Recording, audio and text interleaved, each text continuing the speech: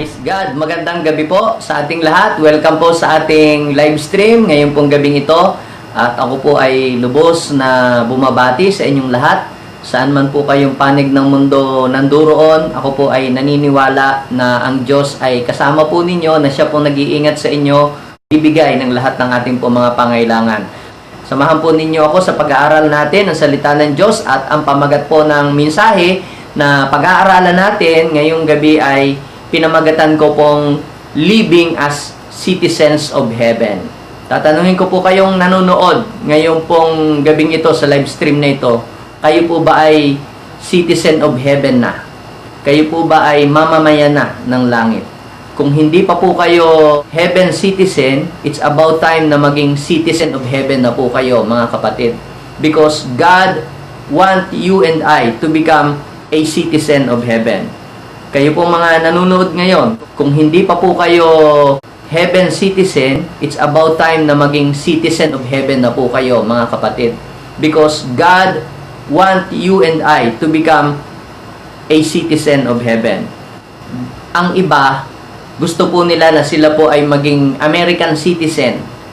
Ang iba po ay gusto po nila maging Canadian citizen sila. Yung iba naman ay gusto po nilang maging Italian citizen or Australian citizen. O yung iba po naman ay gusto po nilang maging citizen sa iba't ibang bansa. At sila po ay gumagastos, nag-i-invest ng time, sila po ay nagsasakripisyo para lamang po sila ay maging citizen ng isang bansa na gusto nilang maging taga-roon sila, maging mamamayan sila ng bansang iyon. Yung iba ay gumagastos po ng malaki para po sila ay maging citizen ng bansa na yon na gusto nilang tirahan at gusto nilang maging kabilang doon. Wala naman pong masama sa pagiging isang American citizen or German citizen or Italian citizen or Canadian citizen. Wala pong masama doon. Pero kung papaano, mga kapatid, na ang mga tao po ay nag-a-aspire na maging citizen sila ng bansa na gusto po nilang puntahan, higit sa lahat, mga kapatid, ay dapat ay nasain natin na tayo po ay maging citizen of heaven. God want you to become a citizen of heaven. Idinideklara ko po sa lahat ng nanonood ngayon sa live stream na ito, God want you to become a citizen of heaven. Gusto po ba ninyong maging citizen of heaven? If you want to become a citizen of heaven, you can comment down below at sabihin po ninyo, I want to become a citizen of heaven. Kung gusto po ninyong hanggang dito na lang kayo sa lupa, ay huwag na ninyong i-comment. But if you want to become a citizen of heaven, isulat ninyo, i-type ninyo sa comment section box at sabihin nyo, I want to become a citizen of heaven. Now, samahan po ninyo ko sa pagbabasa po natin ng salita ng Diyos, mga kapatid. At ito po ay makikita natin dito po sa aklat ng Philippians 3 verse 20. Sabi po ng Philippians chapter 3 verse 20, babasahin ko po sa inyo, mga kapatid. Sabi niya po dito, for our citizenship is in heaven, from which we also eagerly wait for the Savior, the Lord Jesus Christ. Sabi po ni Apostol Pablo, sa kabilang dako, ang langit ang tunay nating bayan. At mula roon ay hinihintay natin ang Panginoon, ang ating tagapagligtas.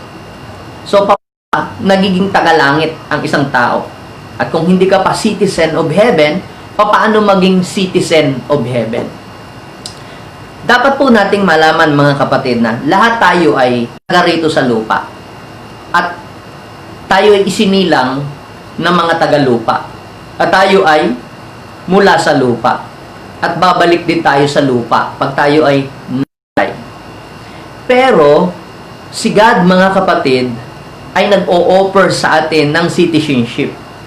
Kaya po si Jesus ay bumaba dito sa lupa 2,000 years ago ay para tayo po maging citizen of heaven. Kaya si Jesus ay hinubad niya yung kanyang pagka-Diyos, iniwanan niya ang langit, siya'y bumaba dito sa lupa sapagkat gusto niya na tayong lahat, maging ikaw na nakikinig ngayon, ay maging mamamayan ng langit. God want you to become a citizen of heaven.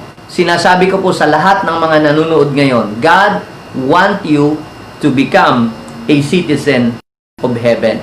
Kung meron man po kayong citizenship na dapat ay i-aspire, i-desire, at pakagastusang maigi, at pakahangaring maigi, at pagbuhusan ng panahon, at oras, at pagpapahalaga, mga kapatid, ay yung kayo po ay maging citizen of heaven. Bakit, mga kapatid? Sapagkat yung pong maging citizen ka ng Amerika, ikaw ay maging Canadian citizen, or ikaw ay maging citizen ng Italia, yun po ay temporary lamang. Pinakamatagal na ay 100 taon, or 50 taon, or 30 years, or 20 years, or 10 years na maging citizen ka ng bansang yon. At pag namatay na yung pagiging citizen mo sa bansang yon. Kung ikaw ay Philippine citizen, ay di pag namatay ka, tapos na yung pagiging mamamayan mo. Dahil ikaw ibabalik na sa alabok. Pero yung pong mamamayan ng langit, maging citizen of heaven, mga kapatid, ito po ay eternal. Ito po ay pangwalang hanggan. Kapag ikaw ay naging citizen of heaven, kapatid, hindi lamang ito 20 years kang citizen, hindi lamang ito 30 years kang citizen, o hindi lamang ito 50 years kang citizen. Kapag ikaw ay citizen of heaven, you will become a citizen forever. It is eternal, not temporary. It is a permanent. Yung maging citizen ka dito sa lupa, o maging citizen ka ng Amerika, or maging citizen ka ng Canada, is temporary. Pero pag ikaw ay naging citizen ng langit, you will become a citizen of heaven forever. Pangwalang hanggan yon, mga kapatid. Walang katapusan yung pagiging citizen of heaven kapag ikaw ay naging citizen of heaven. Now, paano ba tayo magiging citizen of heaven? Bagamat tayo po ay citizen of this world, o ikaw ay citizen ng lupa o ng mundo, pero paano tayo magiging citizen of heaven? Mga kapatid, ang sabi ng Biblia, doon po sa John chapter 1 verse 11, si Jesus ay pumunta dito, subalit hindi siya tinanggap ng kanyang mga kababayan. Ang sabi 12, ngunit ang sino mang tumanggap at nanalig sa kanya ay binigyan niya ng karapatan na maging anak ng Diyos. Ang sabi ng verse 13, sila nga ay naging anak sa kagagawa ng tao, hindi sa pamamagitan ng kalikasan o gawa ng laman. Ang kanilang pagiging anak ay buhat sa Diyos. So tayong lahat ay hindi talaga tunay na tagalangit. Tayong lahat ay hindi talaga tunay na anak ng Diyos. Nabigyan lamang po tayo ng karapatan na maging anak ng Diyos. Nabigyan lamang po tayo ng pagkakataon na makapasok sa kaharian ng langit at maging citizen ng langit dahil sa biyaya ng Diyos sa pamamagitan ng pananampalataya sa bugtong na anak ng Diyos, walang iba kundi ang ating Panginoong Jesus. So, kung ikaw ay tumanggap kay Jesus as your Lord and personal Savior, congratulations! You are a citizen of heaven.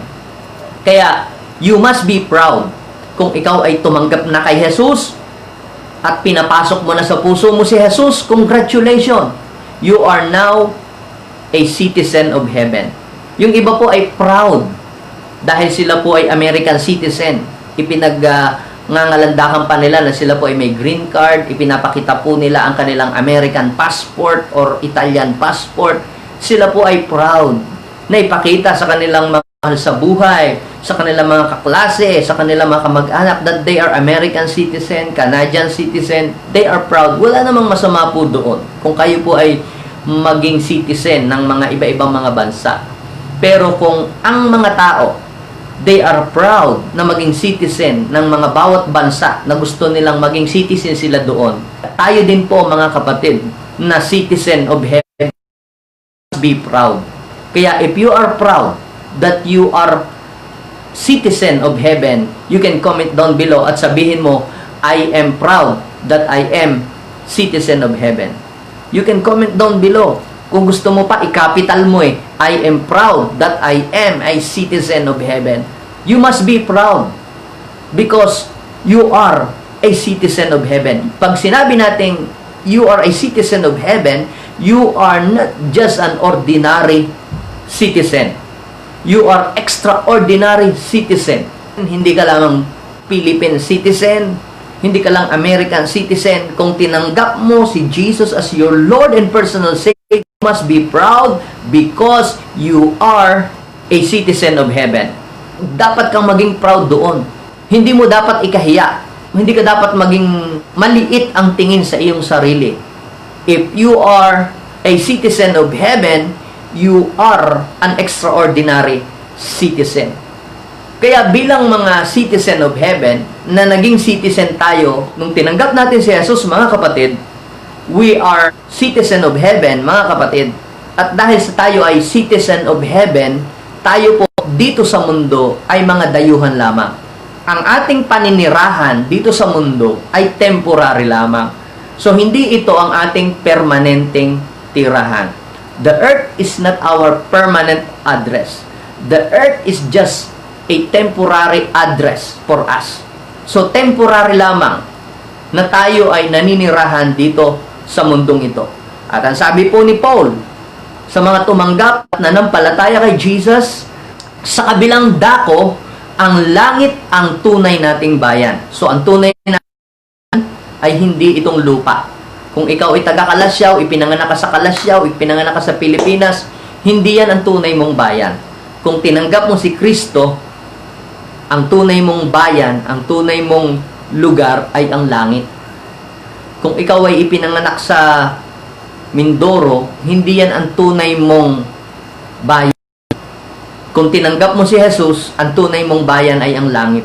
Sabi ng Biblia, sa mga tumanggap lang ito kay Jesus, sa mga tumanggap kay Jesus, ang langit ang tunay nating bayan. At mula rooy, hinihintay natin ng may pananabik ang Panginoon, ang ating tagapagligtas na si Kristo Jesus. Tatanungin ko po kayo, are you excited? Are you eagerly waiting for the coming of your Savior? Ikaw ba'y excited sa pagbabalik ng ating Panginoon? Kung hindi ka excited sa pagbabalik ng ating Panginoon, baka hindi mo pinapahalagahan yung iyong heaven citizen o yung iyong pagiging citizen ng langit. Ito ay nagtsatsaga at nagtitiis ng hirap, ng kalungkutan, ng mga persecution dahil hindi naman talaga tayo taga rito. Iiwanan natin ang mundong ito. Aalis tayo dito sa mundong ito. Bakit? Sapagkat ang langit ang tunay nating bayan. Yun ang sabi ng ating Panginoong Jesus. At ang ating mga pangalan ay nakasulat sa langit. Ang pangalan mo at pangalan ko ay nakasulat sa langit noon tayo ay born again. Ang sabi ng Biblia, doon sa Luke chapter 10 verse 20, matuwa kayo sapagkat ang inyong pangalan ay nakasulat sa langit. Matuwa kayo, magala kayo, hindi dahil takot sa inyo ang mga demonyo. Matuwa kayo sapagkat ang inyong pangalan ay nakasulat doon sa langit. So kapag ka ang iyong pangalan ay nakasulat sa langit, ibig sabihin, you are a citizen of heaven. And you must be proud, you must rejoice, not because the devil, Satan, is afraid of you, because you are a citizen of heaven. Yung pong mga gustong maging citizen ng Amerika, talagang dumadaan sa butas ng karayom, gumagastos ng malaki, nagsasakripisyo, hindi umuwi ng Pilipinas. Talagang sila po'y nagsasakripisyo na malayo sa mga mahal sa buhay para lamang po sila maging isang American citizen o Canadian citizen or Italian citizen or whatever. Talagang sila po ay gumagawa ng lahat ng paraan. Higit sa lahat, if you want to become a heaven citizen or heaven citizen, kinakailangang mas higit mo itong pag-ukulan at pagbuhusan ng oras at panahon. Dahil yung pagiging citizen ng mga bansa, yan ay temporary lamang. A citizen ng langit, mga kapatid, ito po ay forever. Ito po ay pangwalang hanggan. Kaya kung meron man tayong pagbubuhusan ng panahon at i-desire at hahangarin sa buhay na ito, yung maging citizen tayo ng langit, hindi ng lupa o hindi ng ibang mga bansa. Now, sabi ni Jesus doon po sa John chapter 4 verse 1 and 2, huwag kayong mabalisa. Manalig kayo sa Diyos at manalig kayo sa akin. Sabi ng Panginoong Jesus, sa bahay ng aking Ama ay maraming silid. Kung hindi gayoy, sinabi ko na sana sa inyo, at paroroon ako upang ipaghanda ko kayo ng matitirahan. At kapag ako'y naroroon na at naipaghanda ko na kayo ng matitirahan, ako ay babalik at kukunin ko kayo at isasama ko kayo sa aking kinaroroonan. Makikita natin yung desire ng ating Panginoong Jesus na tayo ay kanyang isama sa langit. Gusto ng Panginoon na tayo ay kanyang makasama sa kanyang kaharian doon sa langit. At excited na si Jesus na ang kanyang church, ang mga believers, ang lahat ng tumanggap sa kanya as Lord and personal Savior ay makasama niya doon sa kanyang kaharian. Now, habang tayo ay nandito sa lupa as temporary resident of the world, kinakailangan tayo ay magtiis. Sapagkat itong buhay natin dito sa mundo naman na paghihirap, pagsubok, kagipitan, yan ay temporary lang. Hindi yan forever. Yung pagsubok mo na nararanasan ngayon, yung persecution na nararanasan mo ngayon, yung hirap na nararanasan mo ngayon, o may sakit ka ngayon, temporary lang yan. Hindi yan forever. Kapag nasa langit ka na, wala ka ng sakit. Kapag nasa langit ka na, wala ka ng luha, wala ka ng hirap, wala ng pagod. Puro kagalakan, puro pagdiriwang, at ang gagawin mo na lamang doon ay i-enjoy yung presence ni Lord doon sa langit. Now, habang tayo po ay nandito sa lupa, mga kapatid, bilang mga tao na taga-langit at mamamayan ng langit, habang tayo po ay nandito sa lupa, we must practice the life of a citizen of heaven. So, bilang mga taga-langit na nakakilala na kay Jesus, di talaga-langit na tayo, tinanggap na natin siya as Lord and personal Savior, you are now a citizen of heaven. So, we must practice yung magiging buhay natin sa langit dito pa lamang sa lupa, kinakailangang i-practice na natin. Now, pag-usapan natin ngayon, mga kapatid, how to live as a citizen of heaven. How to live as a citizen of heaven. Bilang mga tao na nandito sa lupa, na citizen of heaven, papaano ba tayo makakapamuhay bilang mga citizen of heaven habang tayo po ay nandito pa sa lupa? Inaasahan ng Panginoon na bagamat tayo ay nandito pa sa lupa, ay ipapamuhay na natin dito sa lupa kung ano yung ating buhay dapat doon sa langit. Kaya sabi nga ni Jesus nung siya'y nananalangin, tinuruan niya ng prayer yung kanyang mga alagad. Ganito kayo manalangin. Our Father, who art in heaven, hallowed be your kingdom come. Your will be done on earth as it is in heaven. Gusto ng Panginoon kung ano yung practice, kung ano yung lifestyle doon sa langit, yun din dapat ang maging lifestyle natin. At kung ano yung ating ginagawa dito sa lupa is just a preparation kung ano yung gagawin natin pagdating po natin doon sa langit. Now, how to live as a citizen of heaven? There are two major bases on how to live as a citizen of heaven. Mga kapatid, to live as a citizen of heaven, look unto Jesus. We have no idea paano ba mamuhay bilang isang taga-langit. Sapagkat tayong lahat, kapatid, ay taga rito sa lupa, and we have no idea kung paano mamuhay at paano kumilos ang isang taga-langit. Malalaman lamang natin kung paano mamuhay bilang taga-langit ay kinakailangang kopyahin natin yung taga-langit. At sino yung taga-langit? Walang iba kundi ang ating Panginoong Jesus. He is our model. Paano mamuhay ang mga taga-langit? I-minodel yan ng ating Panginoong Jesus. That's why sinabi ng Bible sa Hebrew chapter 12 verse 2 that look unto Jesus, the author and the finishers of our faith. So, si Jesus pala, mga kapatid, ang ating titingnan. If you want to know how to live as a citizen of heaven, you must look unto Jesus.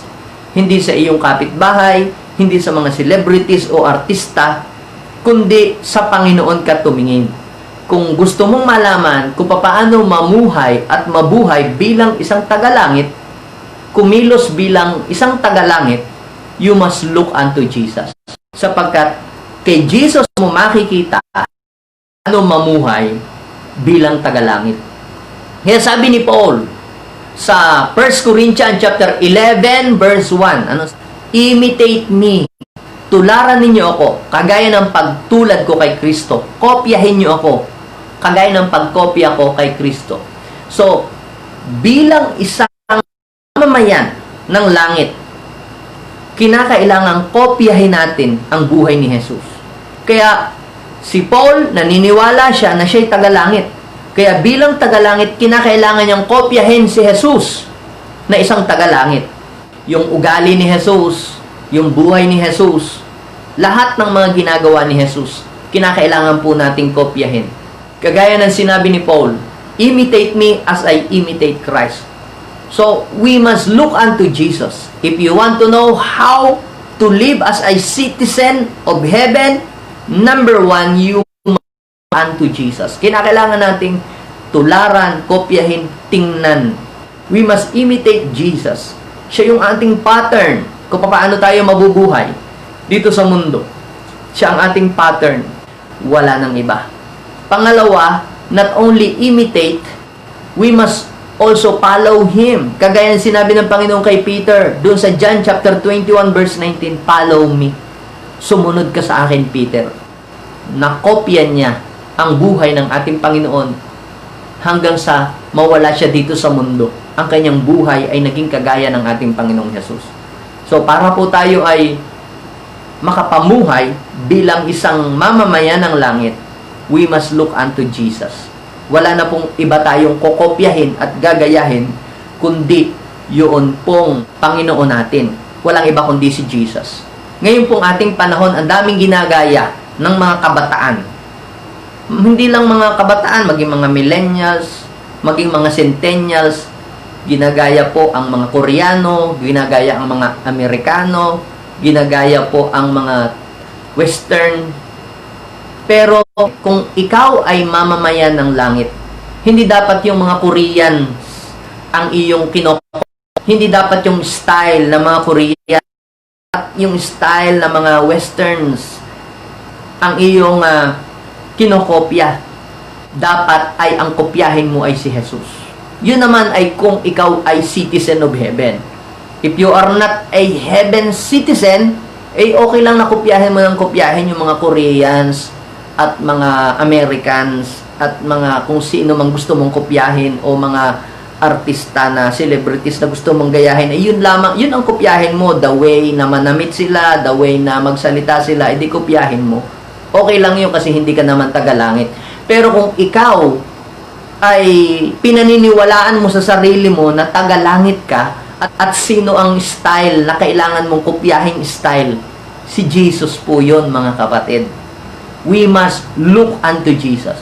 Ang sabi ng Hebrew chapter 12 verse 2, look unto Jesus, the author and the finishers of our faith. As we look unto Jesus, we can imitate Him day by day. 1 Corinthians chapter 11 verse 1, imitate me as I imitate Christ. John chapter 21 verse 19, Jesus said to Peter, follow me.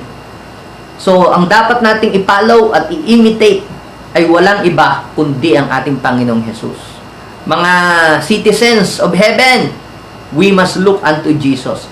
If you belong to the citizen of heaven, kapatid, you must follow, you must look, you must imitate Jesus. Wala nang iba.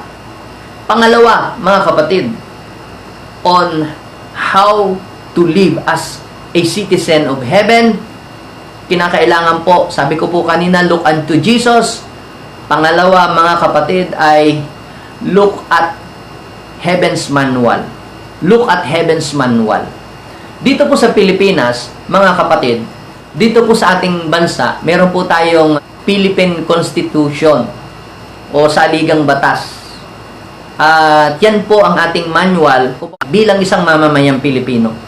Nakasulat po at nakasaad sa ating pong Philippine Constitution kung ano po yung ating mga karapatan bilang mamamayang Pilipino, ano yung mga dapat at hindi natin dapat gawin bilang isang mamamayang Pilipino, ano yung ating boundary bilang isang Philippine citizen. Kinakailangan alam po natin yon. Bilang isang mamamayang Pilipino, kailangan po nating alam at magkaroon tayo ng kaalaman sa ating saligang batas.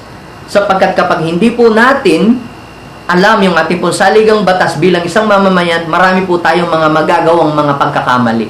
Kaya nga po may kasabihan na ignorance of the law excuses no one.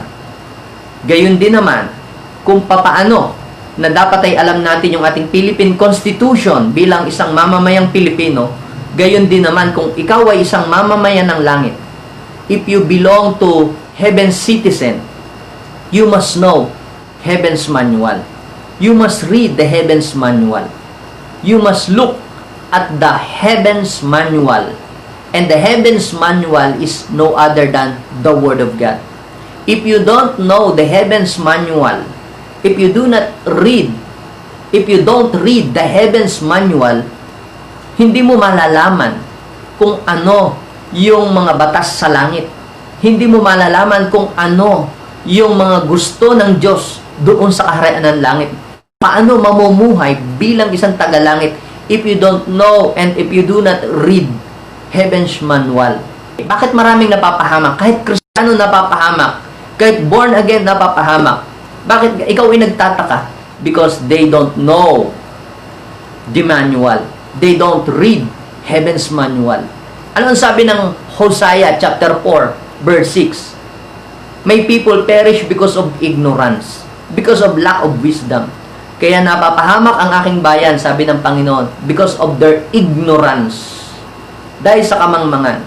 Kaya kapag hindi po natin nabasa yung Heaven's manual, tayo po ay magiging mangmang. Tayo ay madadaya. Tayo ay madidisqualified as a citizen of heaven. Kaya pansinin niyo yung pong mga tao na lumabag sa saligang batas, lumabag sa konstitusyon, sa batas ng ating Pilipinas. Ang iba po nakukulong. Nakakapagmumulta ang iba. At ang iba po, mga kapatid, ay nahahatulan ng parusang kamatayan dahil po lumabag sila doon sa ating pong mga constitution. At bawat po mga bansa ay meron pong mga kanya-kanyang batas. At nakasulat po yan sa libro kung paano ka mamuhay bilang isang mamamayan ng bansang iyon kung ikaw ay citizen ng bansang iyon. Gayon din naman, as a citizen of heaven, ang Biblia, mga kapatid, ito po ang ating manual kung paano tayo mamumuhay bilang isang tagalangit. The Heaven's Manual tells us, number 1, how to think as a heaven citizen. The Heaven's Manual tells us how to think as a citizens of heaven. The Bible is a heaven's manual. At sinasabi po nito sa atin kung paano po tayo dapat mag-isip at kung paano tayo mag-isip bilang isang mamamayan ng langit.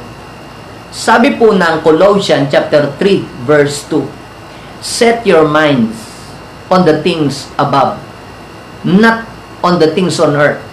Set your mind on the things above, not on the things on earth.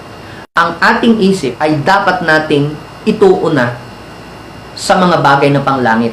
Dahil hindi ka na taga rito sa mundo, hindi ka na taga lupa, itong lupa ay temporary resident mo lang. Residence ka ng langit, temporary lang dito sa lupa. So, bilang isang mga taga-langit, isipin mo yung mga bagay na panglangit, hindi ang mga bagay na makalupa. Bakit sabi po ni Paul? Dahil tayo'y namatay ng kasama ni Kristo at ang ating buhay ay pag-aari na ng Diyos. So, kinakailangan isaisip natin yung mga bagay na panglangit, hindi yung mga bagay na panglupa. Ang sabi ni Paul, sa 1 Corinthians chapter 15 verse 19, kung ang pag-asa natin kay Kristo ay para lamang sa buhay na ito dito sa mundo, ikaw na. Tayo na ang kawawang tao dito sa mundong ito. Kapag binasa ninyo po yung pong 1 Corinthians chapter 15 verse 19 hanggang 20. Kung ang pag-asa mo kay Kristo ay para lamang ito, ikaw na ang pinakakawawang tao. Kung ang iniisip mo lamang lagi ay puro makapag-acquire ng mga bagay dito sa mundo, yung position, yung kasikatan, yan ay mga bagay na panlupa. Now, I am not saying na huwag na kayong magtrabaho. I am not saying na huwag na kayong bumili. Hindi po yun ang issue po. Kung wala yung mga bagay na makamundo lang at wala kang iniisip na mga bagay na panglangit, ay ikaw na ang pinakakawawa. Dapat mong isipin higit sa lahat ay yung buhay na panglangit, hindi yung buhay dito. So kaya kapag ka ikaw ay nag-iisip ng mga bagay na paglilingkod sa Diyos, kapag ikaw ay nag-iisip kung paano mo maparangalan ang Diyos, kapag ikaw ay nag-iisip kung paano mo maabot ang mga tao at madala kay Kristo, iniisip mo kung sino yung dadalahin mo sa Panginoon, paano lalago ang gawain ng Panginoon.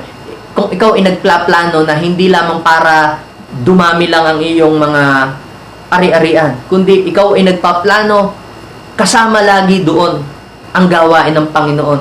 Kapag ikaw ay nangangarap, laging kasama ang Panginoon. Ikaw ay nag-iisip ng mga bagay na makalangit. Dati noon, pangarap mo lang na magkasasakyan. Basta magkasasakyan para maipag-inggit sa mga kapitbahay o sa mga kaibigan na may sasakyan ka.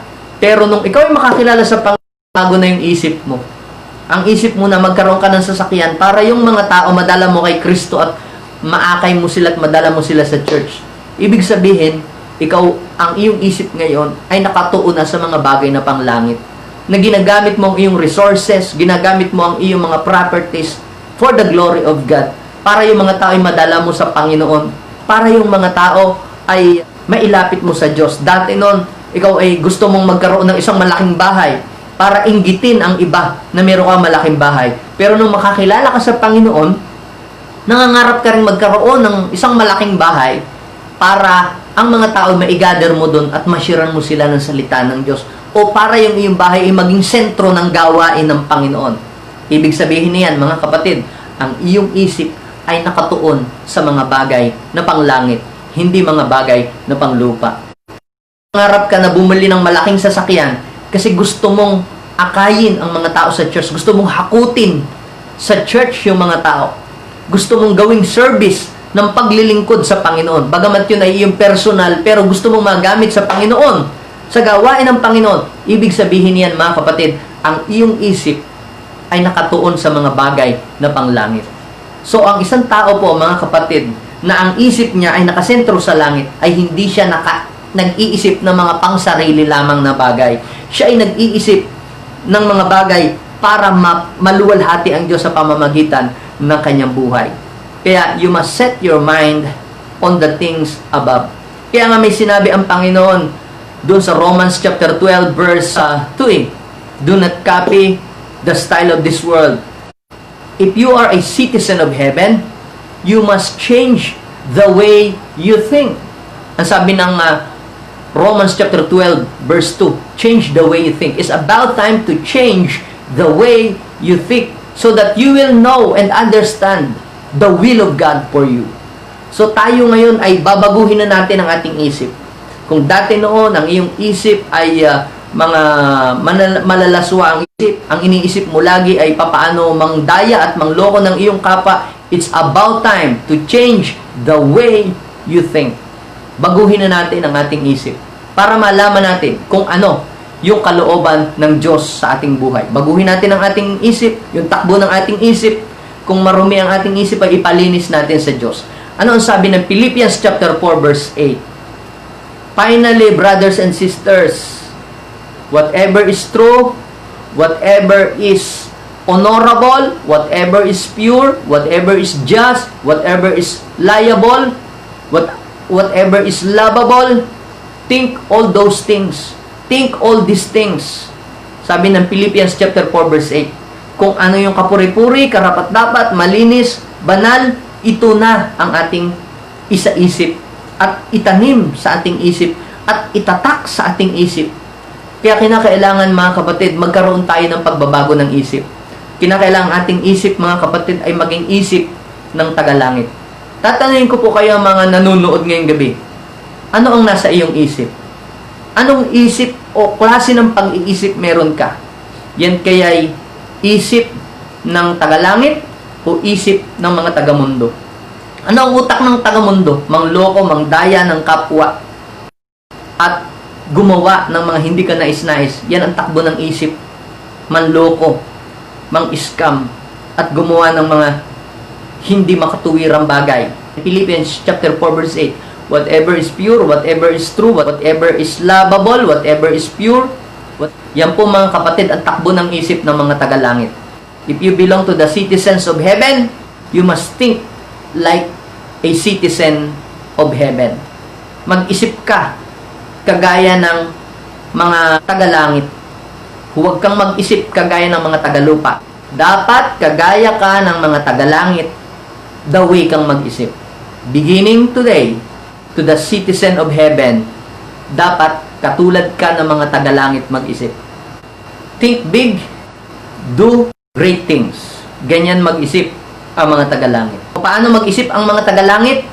Hindi sila nag-iisip ng kababaan. Hindi sila nag-iisip ng pagiging talunan. Hindi sila nag-iisip ng pagiging makasarili.